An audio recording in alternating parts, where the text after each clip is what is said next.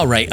This, I get some pushback. I get some hate because I purchased the least expensive Tesla, a demo model, one that's the least. I bought one.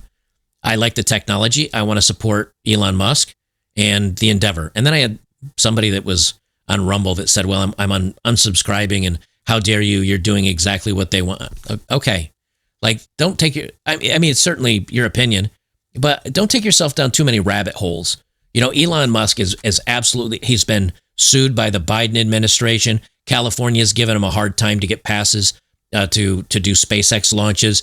Biden administration's looked into them for not cooperating about the First Amendment. The Biden administration passed on using his Starlink and passed on a contract to give Starlink a government contract to send out rural internet everywhere, and instead they went with, I don't know, like Comcast or somebody, or Dish Network, which is, I think, owned by Comcast. The European Union skipped on him for a couple. Like, he's not loved by the machine. So I don't understand why everybody's out there saying, oh, he's just part of the machine. I don't see it. Maybe you guys know something I don't. Now, I'm not saying he's an angel. I'm not saying, anybody with that much money, I'm sure, has their own issues.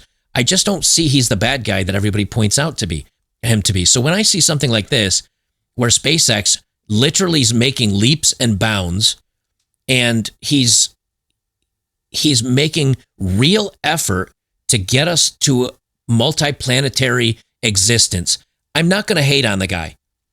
Before we jump into our first story, let me give some shout out love to today's sponsor, which is Lean. They say everybody's talking about these weight loss injections because the results are so dramatic. They work by lowering blood sugar and reducing appetite. So, but if you don't want to take a jab, what if you still need to lose some weight, but you don't have the money, or you don't want to go in for the jabs every week? Well, doctors created a weight loss supplement. It's called Lean, Lean. And the studied ingredients in Lean have been shown to lower your blood sugar, and they help you burn fat by converting it into energy. So you can curb your appetite and cravings so you're not as hungry. But Lean is not for casual dieters with only a couple pounds to lose. It's more, the doctors at Brickhouse Nutrition, they created it for frustrated dieters that want to lose like 10 or more pounds. Me personally, right now, I need to lose about 50 pounds. They say that cameras add 10 pounds of weight to you. So when I'm filming my videos, apparently now I have 5 or 6 cameras on me. But they say we'll get you started with 15% off and free rush shipping, so you can add Lean to your healthy diet and exercise plan. Visit takelean.com, enter Bachelor15. That's all capitals, Bachelor15 for your discount. That's promo code Bachelor15 at takelean.com. Thank you very much for today's sponsor. When I was a little kid, my father and I used to sit and watch Carl Sagan, and he had a TV show called The Cosmos. And I bought, as a matter of fact, my parents, for one of my birthdays, bought me Carl Sagan's book, The Cosmos. I read that cover to cover multiple times. I was like, I don't know, 8, 7, 6. I was a young kid watching this stuff. And my father would talk about planetary stuff and gravity and black holes. And I found it all fascinating. I love the stars. I love space. I find it both beautiful, terrifying, frightening, and hopeful all at the same time. And so when I hear there's a man that's literally spending his own billions to further planetary exploration, we might very well in our lifetimes be a multiplanetary species. That is hugely exciting to me. I mean, my father, when he passed away, was about 87 years old. He remembers his family had a horse and a buggy, literally. Like they had a horse and a cart, not a buggy, but like a horse and a cart. And they put hay bales on the cart and have the horse take it around for them so they could unload the hay on his farm. They did have a gasoline car, but it was to go into town and things like that. They mostly used horses and donkeys. And the lights that were on the wall of my father's home that he grew up in, they were gas lights. So you kept them lit, and they had a gas tank and you turn up and down the lights in the house. They were gas lights. They weren't even electric. And my father, who passed away now, I think 2 years ago, he watched us with electric cars and internet and satellite and all the amazing technologies in his lifetime, going from literally a horse and cart to maybe being multiplanetary. So in my lifetime, I'd like us to see us going from, black and white TV to color TV, which is pretty close to when I was born, a little bit after that, going all the way up through to landing on Mars. I would like that. I really would. So what I did yesterday, I took everybody's videos and I clipped them all together. It's about 4 minutes and 24 seconds. I just clipped them together, and it was the best angles I could. It's just very hard to achieve full reusability given the strength of Earth's gravity field and the density of the atmosphere.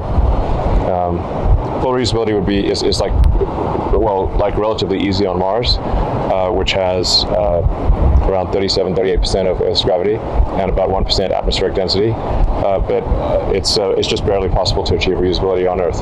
Like, it's not as though all the rocket engineers in the past. It's not as though reusability never occurred to them. They're well aware of aircraft and other things. It's just that it's an incredibly difficult technical problem, and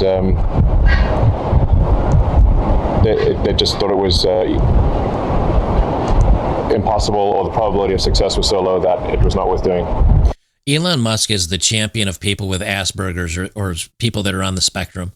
I mean, he's obviously on the spectrum, but the fact that he can be landing, I don't know, pretty attractive, crazy women, popping out, what's he got now, 43 kids, something like that, and have the biggest American car company and SpaceX and Starlink and Twitter, and he wants to work for the government in cutting government excess. I mean, the guy's as close I think you can come to a modern day Nikola Tesla that I think you could find. There's a custom built tower with arms that are designed to catch the largest and heaviest flying object ever made and pluck it out of the air. I mean, that's the theory anyway. So Elon just said, delete the legs, delete. We're like, well, you just use the arms, and then said it again. I mean, they go, wow, he's serious. Okay, we better get on this. And now it seems normal. Or it'll weigh about 250 tons. We'll make that lighter over time. So you got call it a couple hundred tons, plummeting at more than half the speed of sound. So this thing is still coming in really fast. Pretty much down in a downward direction. So then they light the engines, so it's going to slow itself down very fast and correct any error. So whatever the XY error is when the engines land, it's going to take out the XY error and then drop the velocity to basically zero. Come in between the arms. The arms will be wide, and as it's coming in, the arms will close, go flush against the side of the vehicle, and the vehicle will be descending through the arms. And those tiny little, you can barely see them, the little knobs, those kind of lifting lugs will touch the top of the arms, and then it will hopefully not shear off and crumple. Success is one of the possible outcomes. The probability is uncertain, but it is above zero.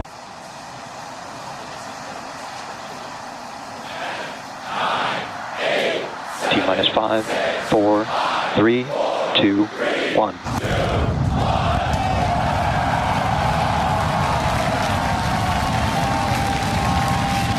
We have liftoff. Vehicles pitching downrange.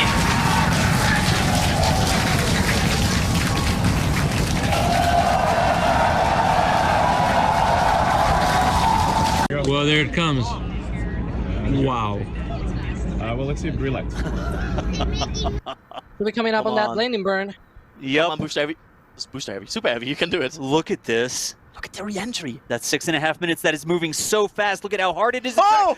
Ignition. That's the 13.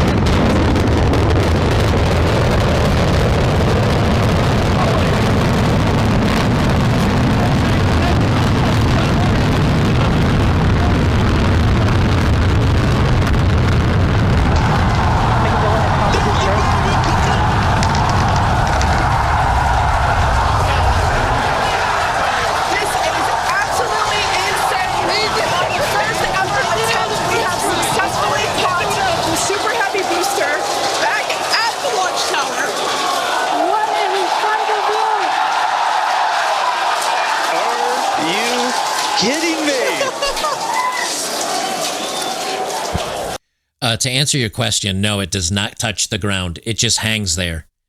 So you can see on the photo on the left, like on the left here, let me make sure that you can see it's hanging well in the air.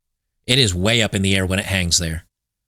And here's what his idea is. This is what he said that he wanted to accomplish, is he wants it to be able to come down, you catch it, you turn, you put it back onto the launch pad, you fuel it up, and then you use the same chopstick arms to load up the top of the nose cone with another, either more people or another shipment into space. You link them together, and then it launches, and then you catch and reset and launch. He said he thinks that he can get these to launch every hour. That'll take an hour to do a systems check and to refuel it and then to launch it again. These are multiple clips that while I was because this is all over X yesterday. So I found the best looking clips and I kind of laid them over last night because I was just bored watching the news. So I was fiddling in my video editor to make sure that I could get some good angles on that. But afterwards, they came out with even more video that I couldn't get into my video. I'm going to pop my big head off here, but you can see here. Things I've ever seen in my entire life. Coming up on hot staging next. This is the hot stage and separation that I wanted to do the launch, the split, and then the fallback, but you can see it falling away here. Stage separation, hot stage separation confirmed. Ship under its own power. I'm seeing 6 out of 6 Raptors lit. Hopefully I got a booster on the way back to me. I'm going to send it to you guys in Hawthorne. Oh, man, that was... Things I've ever seen in my entire life. I mean, I wasn't around. I wasn't around for the moon landing and some of that stuff. But to me, this is just as exciting. And it seems like a lot of people are like, whatever. Which I'm surprised people don't think of this as a bigger deal. But anyway, so this is after he caught it. It's about 4 hours into launch. You can see up here that oops, let me put it full screen. The launch code here, the T plus is 4 hours, 44 minutes, it looks like. No, I take that. I'm sorry. This is 4 minutes and 49 seconds after launch. So 4 minutes, 49 seconds after launch, and you can see it's lowering it. Now that this has been sped up by a lot. If you watch over here, you can see the steam on the left side of your screen, how quickly, and you can watch the time code up here. It's sped up a lot, but you get the idea. In about a minute or two, it's lowered back up, down, and lined up, and put on the launch pad, and locked in, and then they've got this refueler right here at the bottom of it, and that'll link back up with it. That's this housing right here, the big block, and that links up with these hoses up there, and then it can refuel and take off. I mean, that just blows my mind that they thought of all this stuff. Elon says, just inspected the Starship booster, which the arms have now placed back in its launch mount. Looks great.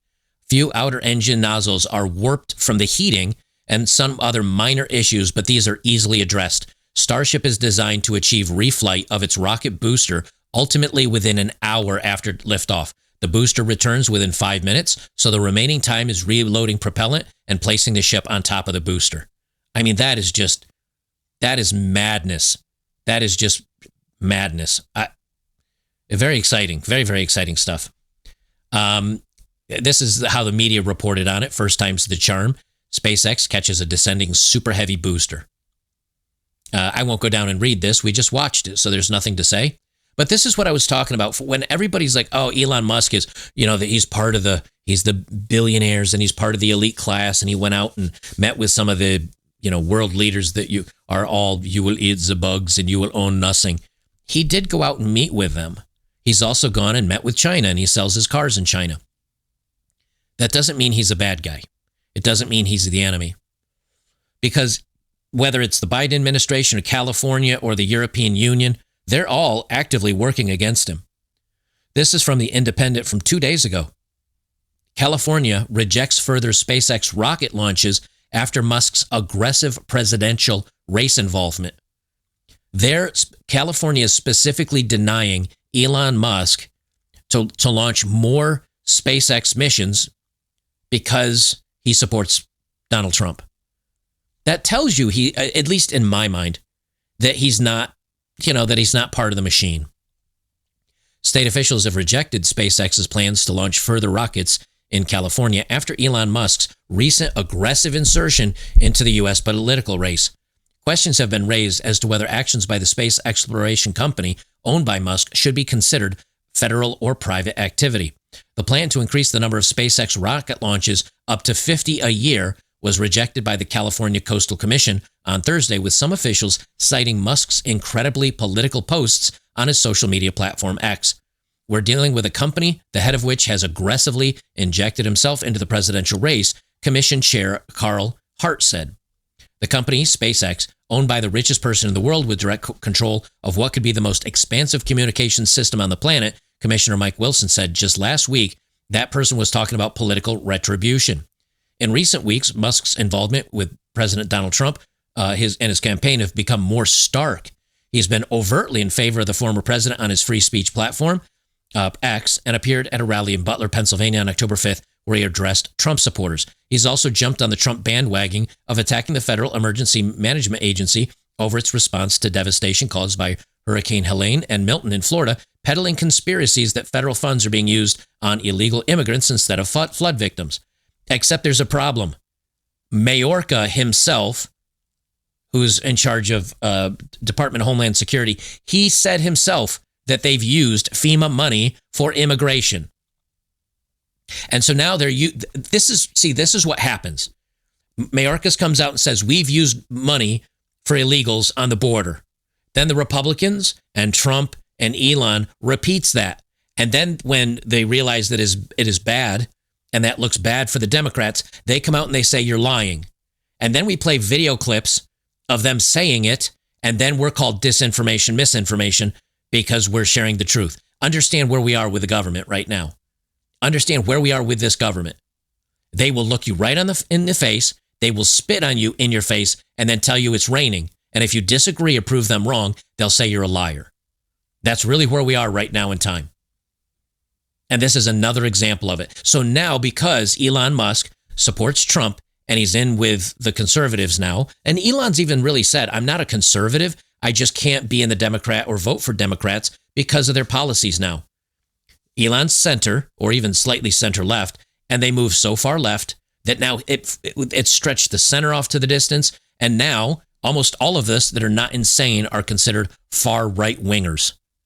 I'm still more of a anarcho-capitalist, but even now I'm considered a crazy right winger, I guess, because how far the left has gone. So understand they're going to use politics to hurt space exploration because Elon Musk is the one leading the charge. This is the last clip I have for this segment. This is from an interview from SkyNews.com. This comes from Lee Harris. He's a political commentator on TV radio. He's conservative, Brexit, GB News, and BBC Radio 5 Live contributor.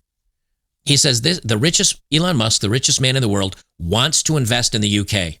But because this thin-skinned, childish Labour government didn't like a sodding social media post, they've snubbed him. This is what happens when student politics meets reality. Absolute madness. I'll let you listen to this clip. You can see what he's talking about here. Why didn't you invite Elon Musk? You're desperate to get... Very, very low volume. Let me boost this up here. Why didn't you invite Elon Musk? You're desperate to get a company which sacks its employees by Zoom, but you're stiffy about the biggest car maker in the world because he put something on social media you didn't like. Look, I'm not going to comment on particular invitations for particular personnel. Come on. But Elon Musk is not some odd invitation. It is Elon Musk, biggest car maker in the world, richest man in the world. Why didn't you invite him? Look, I'm not going to comment on the reasons for any specific person, but I can tell you we have 300 of the most significant investors, business figures, people who can bring significant amounts of capital to the UK. Big names, things that will make a big difference to working people's lives, and that's the criteria. You're happy to talk to me about DP World, who sacks their workers. You're happy to invite the Saudis, who authorise the murder of Jamal Khashoggi, and they get the red carpet. Why isn't Musk being invited? Well, I'm not going to comment. This is you in opposition, isn't it, again? No, not at all. This is about who can bring the kind of investments that will make the biggest difference to the UK, to working people's lives. The fact that we have, I think, in 100 days... Musk hasn't got a bubble too that he could put in into Britain. Well, look, the criteria and the selection, this is a summit. I know that everyone wants to come. I do understand that. Not everyone can come, and I'm not going to... It would be right to go through the individual decisions for individual people, but this is about what will make the biggest difference. Look, you understand how weird this sounds. You want people to come and invest in Britain. You want people to bring their money. Yet the one person who probably has got more money to burn and would probably like to invest in Britain, in fact, he says so publicly when he didn't get the invitation, you're deciding he's not good enough. For what reason? No, look, if people have an investment proposition for the UK, of course, I will talk to them about it. I'm not going to go through... Look, thousands of people, Trevor, wanted to come to this summit. Come of course on. they did. Elon Musk is not thousands of people. Well, look, I'll simply say that the people coming, you'll see the scale of the investments, you'll see the opportunities for the UK, you'll see the kind of quality and depth of the engagement this new government has. And I think to individually talk about a certain person here or there, look, that's not right on them, let alone the government. All right. This is somebody, obviously, that has testified before Congress. He's very good at dodging the questions. Very good at dodging the questions. The truth of the matter is that Elon Musk, he even said this. He said this on his Twitter post when he said, I'm not going to be voting for the Democrats. He said, watch them come for me. And within 2 or 3 days, there were 5 or 6 different stories that were coming out slandering him and slamming him. He referenced them. He had a laugh. He said, I told you this was coming. I told you this was going to happen. And it's true. And he went from being media darling, the future of all things wonderful, to enemy of the state. And the Starlink contracts that got canceled, the electric charger infrastructure that was supposed to be installed that cost us $8 billion of our taxes that never got installed. The contract that was, Elon said he could do it for about $1 billion to get rural internet access for 650,000 America. That gets canceled, and instead it's going to be a $42 billion contract with Dish Network, and it's going to take them 4 or 5 years, when Elon Musk said he could have it shipped out and sent to everybody, and the problem would be solved in a month. And now he did have to, by the way, I don't know if you know this or not, I forget the name of Boeing's, I think I have the story here. Right here. Boeing Starliner returns to Earth without its astronauts. So these astronauts were supposed to, and look, this is not about me being an Elon fanboy. It's about a man that is fixing a lot of our problems. He's kicking the shit out of all these other companies that can't keep up. And he's hated on by half the population because of who he's voting for. These astronauts were taken up, I think it was back in May. For an 8-day mission in June. So Commander Barry Butch Wilmore and pilot Sunita Suni Williams were left stranded on the ISS, the International Space Station, because of problems with Boeing's Starliner. They were supposed to be only there for 8 days. Well, guess who rescued them? Elon Musk.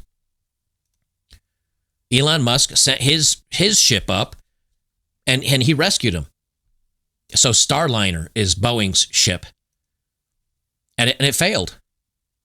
Yet why is NASA still giving money to Boeing? Why don't they just move to Elon Musk, give him the damn money? And Elon is much more efficient than our government is. We know that. Elon is way, way more efficient than our own government. So whatever the government was giving to NASA, give to NASA and split it up between NASA and Elon Musk, make it happen, and get us to the damn Mars. Get us going. We're just spinning our wheels and wasting our time otherwise. But they had to make it political because that's what they do. That's what they do every damn time.